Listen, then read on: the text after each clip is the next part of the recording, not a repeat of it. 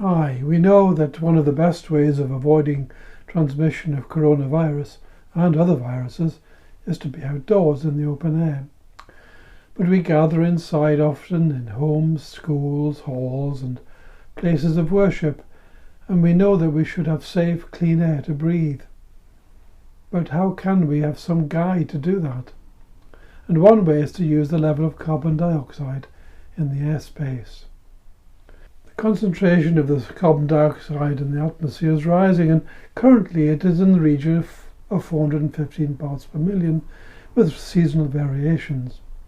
When we breathe out, the air we expel has a concentration about 100 times larger than that, between 30,000 and 50,000 parts per million. So these pulses of CO2 provide a guide for the build-up of whatever we are expelling, how much we each degrade the quality of the air that we all are breathing together. CO2 monitors can be simple battery devices like this one. Over the larger budget, you could install a fixed unit with continuous monitoring. But what guidelines are there for CO2 concentrations?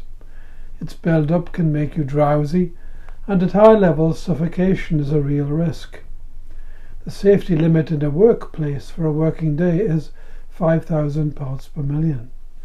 The recommendation for a school is 1,000 parts per million, and that value is lowered to 800 parts per million for people working in offices. That is to help people avoid drowsiness at the desk. So, what do you think the limit should be in a church then? As we shall see, 1,000 parts per million seems to be a viable upper limit. Two ways in which the airflow can be measured are the number of air changes in a room per hour and the airflow per person per hour.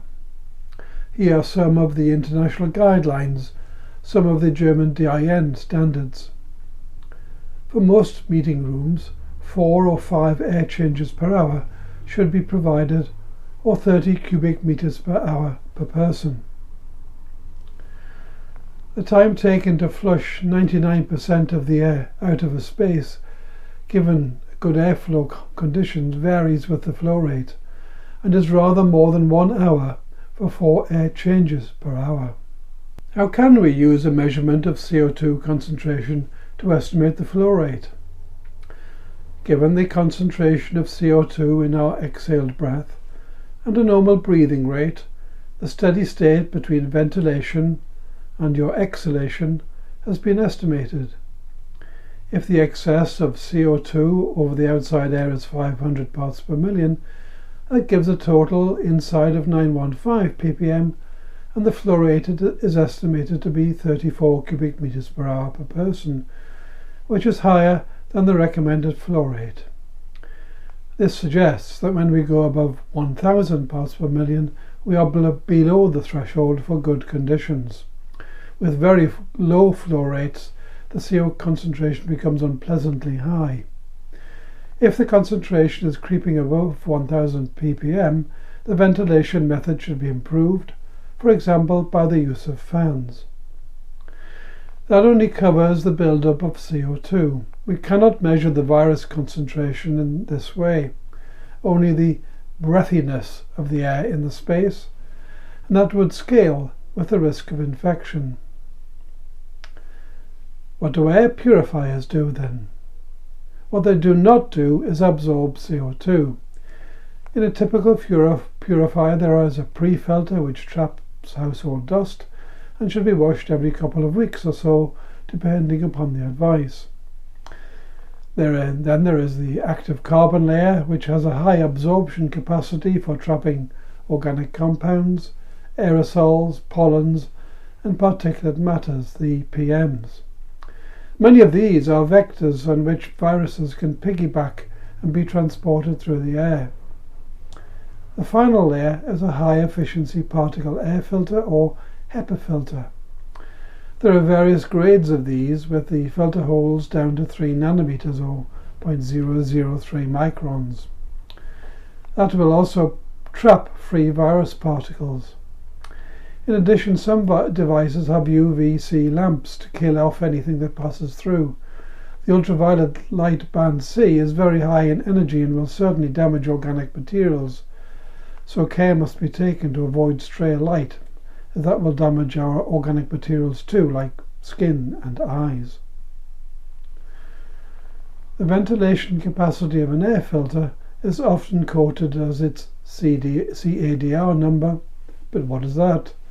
It stands for Clean Air Delivery Rate and is either quoted in volume or in the area of a standard room 8 feet high.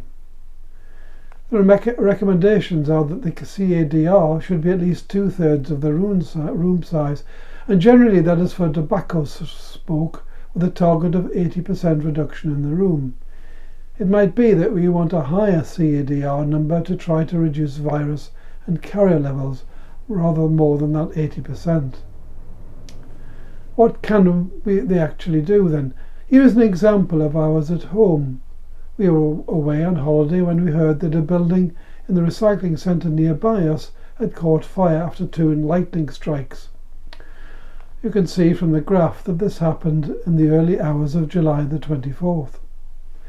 The dust particle level of 2.5 microns in the house increased dramatically, but I could turn on the unit remotely, and in a few hours the dust level returned to normal. The next increase you can see was when we came home, bringing our own dust.